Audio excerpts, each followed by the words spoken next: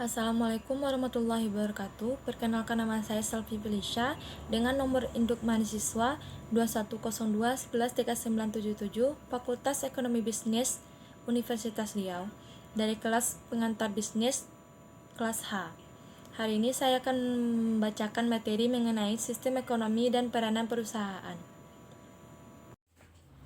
Baik, langsung pada materi sistem ekonomi dan peranan perusahaan. 1. Sistem ekonomi perekonomian pasar bebas. Sistem ini akan lebih menerapkan prinsip ekonomi berdasarkan adanya hukum permintaan dan penawaran, sehingga setiap keputusan dan aksi individu yang erat kaitannya dengan jasa, barang atau uang akan lebih bersifat sukarela. Ciri-ciri pasar bebas. Ciri-ciri adanya penerapan sistem pasar bebas akan terlihat pada bagaimana sumber dan alat produksi bisa bebas dimiliki dan diatur oleh seluruh pihak, baik itu komunitas, perusahaan, hingga individu. Selain itu, ciri lain dari pasar bebas juga adanya pembagian kelas, seperti adanya kelas pekerja, pemilik modal dalam suatu ekonomi masyarakat. Tujuan pasar bebas: meningkatkan pendapatan negara, meningkatkan perekonomian negara, menciptakan transfer of teknologi, memenuhi kebutuhan dalam negeri. Fungsi perdagangan bebas. Fungsi utama perdagangan bebas dalam perekonomian negara pada dasarnya adalah untuk bisa memberikan kebebasan pada masyarakat untuk bisa melakukan aktivitas ekonomi, khususnya dalam melakukan aktivitas ekspor dan impor barang. Selain itu, perdagangan bebas juga memiliki fungsi yang baik dalam memberikan informasi terkait harga dan kuantitas permintaan barang. Hal ini akan berdampak pada stabilitas harga barang. Setiap pengusaha pun nantinya akan mendapatkan penghasilan yang lebih atas bisnis yang mereka jalankan, serta memiliki peluang dalam mendapatkan keahlian yang modern. Manfaat pasar bebas. Perdagangan bebas mempunyai manfaat yang mampu dirasakan dalam perkembangan ekonomi dalam satu negara. Sebagai manfaat yang kemungkinan yang akan dirasakan adalah lebih bebasnya setiap orang dalam mempunyai kekayaan dan mengolah sumber dayanya masing-masing, sehingga tingkat kreativitas dari setiap masyarakat akan lebih berkembang lagi. Kekurangan dari pasar bebas. Perusahaan yang lemah atau kecil akan menjadi semakin tereksploitasi oleh perusahaan yang lebih besar. 2. Monopoli perdagangan. 3. Mengancam kestabilan perekonomian suatu negara. Kelebihan dari pasar bebas. Setiap orang bebas memiliki kekayaan dan sumber daya produksi. Kreativitas dan inisiatif dari masyarakat dapat dikembangkan. Efisiensi dan efektivitas tinggi karena tindakan mereka selalu didasarkan pada prinsip ekonomi. Contoh pasar bebas. Berikut beberapa contoh penerapan sistem pasar bebas di perdagangan internasional, yakni NAFTA, APEC, EU, MA, CAFTA. Permasalahan dalam pasar bebas.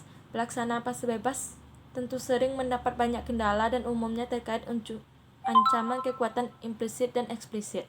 Beberapa contoh permasalahannya adalah seperti kendala perpajakan, larangan pertukaran spesifik, nilai tukar tetap, mandat yang menyangkut persyaratan pertukaran, hingga proses perekrutan karyawan atau tenaga kerja. Sistem perekonomian terpusat.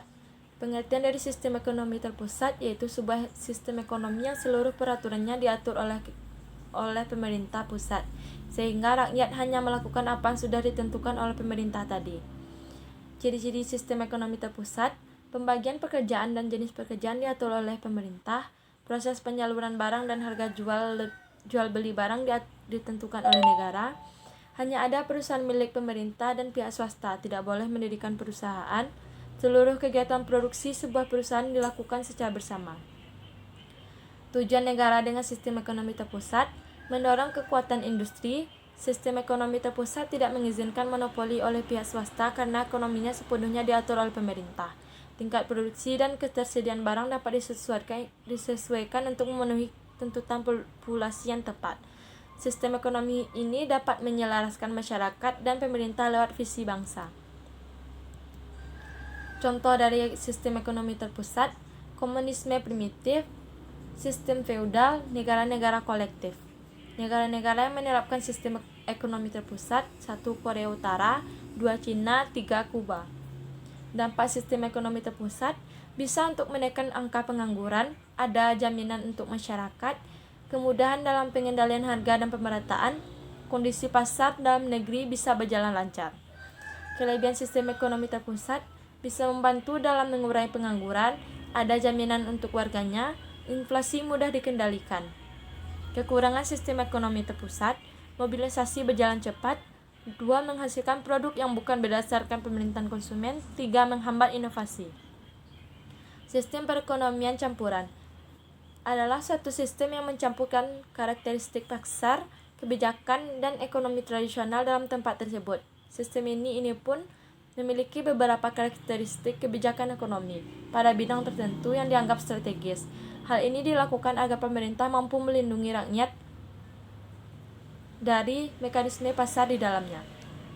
Ciri-ciri ekonomi campuran: pihak pemerintah dan pihak swasta dituntut untuk berperan aktif dan terus bekerja sama dalam menjalankan segala bentuk kegiatan ekonomi. Pemerintah akan melakukan perencanaan, peraturan, dan kebijakan yang erat kaitannya dengan sistem perekonomian. Mekanisme pasar dapat menentukan berbagai jenis, jumlah barang yang diproduksi, dan harga jual barang tersebut. Pihak pemerintah dan swasta memiliki peranan yang sama dalam hal kegiatan perekonomian.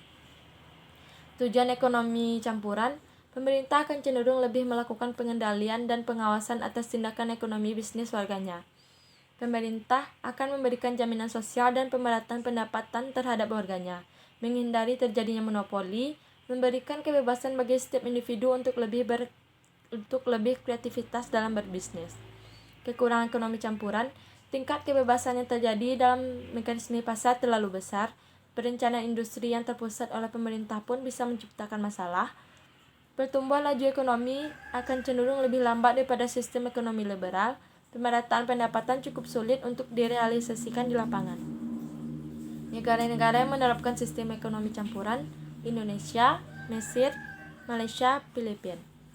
Produksi barang dalam sistem ekonomi campuran: negara yang menganut ekonomi campuran hampir dipastikan mampu memproduksi semua barang, termasuk kebutuhan makanan, tempat tinggal, atau barang lain yang hanya bisa ditemukan dalam masyarakat kapitalis, seperti mobil mewah yang mahal ataupun perhiasan yang sudah sangat langka. Di dalamnya juga Anda bisa menemukan berbagai barang yang mungkin hanya bisa ditemukan pada sistem ekonomi sosialis, di mana ada beberapa hal yang memang digunakan hanya untuk kepentingan bersama. Sistem ekonomi dan pengaruhnya terhadap bisnis. Pengaruh sistem ekonomi pasar bebas: 1. Adanya persaingan sehingga mendorong kemajuan usaha.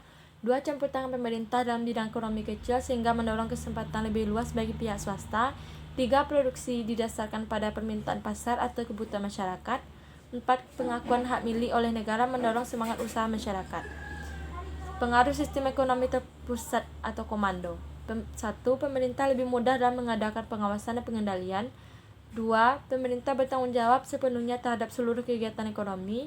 3. Kemakmuran masyarakat merata. 4. Perencanaan pembangunan lebih cepat direalisasikan. Pengaruh sistem ekonomi campuran: 1. Sektor ekonomi yang dikuasai oleh pemerintah lebih bertujuan untuk kepentingan masyarakat. 2. Hak individu atau swasta diakui dengan jelas. 3. Harga lebih mudah untuk dikendalikan. Kebijakan ekonomi pemerintah: 1.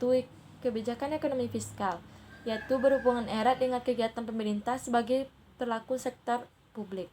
Kebijakan fiskal dalam penerimaan pemerintah dianggap sebagai suatu cara untuk mengatur mobilisasi dana domestik dengan instrumen utamanya perpajakan. Di negara sedang berkembang seperti Indonesia, kebijakan moneter dan kebijakan luar negeri belum berjalan seperti yang diharapkan. 2. Kebijakan moneter. Kebijakan moneter adalah kebijakan ekonomi yang digunakan oleh Bank Indonesia sebagai otoritas moneter untuk mengendalikan atau mengarahkan perekonomian pada kondisi yang lebih baik atau diinginkan dengan mengatur jumlah uang yang beredar dan tingkat suku bunga. Kebijakan moneter tujuannya adalah mengendalikan jumlah uang yang beredar. 3. Kebijakan perdagangan luar negeri merupakan salah satu bagian kebijakan ekonomi makro.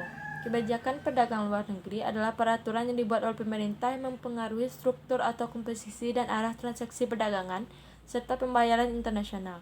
Karena merupakan salah satu bagian dari kebijakan ekonomi makro, maka kebijakan perdagangan internasional bekerja sama dengan baik dengan kebijakan fiskal dan kebijakan moneter. Sekian, terima kasih.